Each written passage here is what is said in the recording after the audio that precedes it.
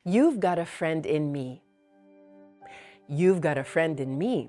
Theme song yan ng movie franchise na Toy Story.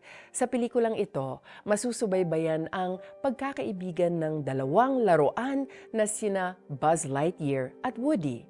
Magkaiba man sila ng pananaw at nasubok man ang kanilang pagkakaibigan, sa dulo ay nananatili silang tunay na magkaibigan. Sa buhay, yan ang hinahanap natin, isang tunay na kaibigan na hindi lang natin makakasama sa pagse-celebrate ng mahalagang araw o okasyon sa ating buhay, kundi aagapay sa atin sa anumang problema.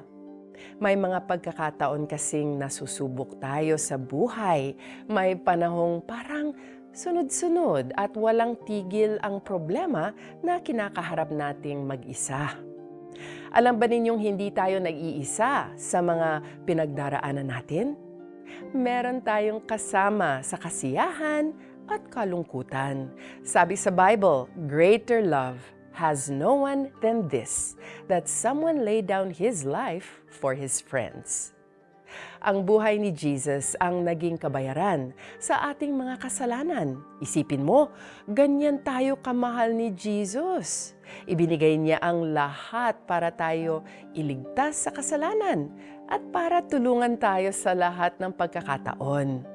Sa Panginoong Jesus, matatagpuan ang isang tunay na kaibigan na walang sawang makikinig, tutulong at gagabay sa atin.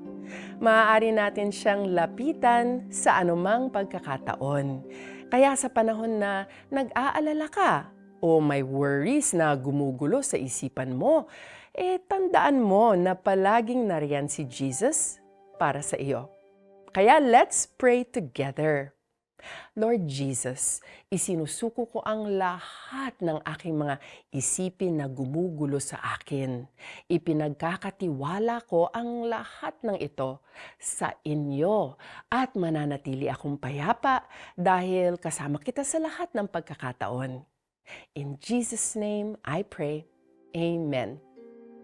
So, anong mga sitwasyon ang ipinag-aalala mo? Isulat mo yan, ang mga ito, at maniwala ka na tinutulungan ka ni Jesus na masolusyonan ang mga ito.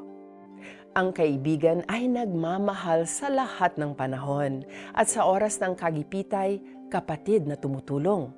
Mga Kawikaan 17:17. I'm Joyce Burton Titular. Have a wonderful day.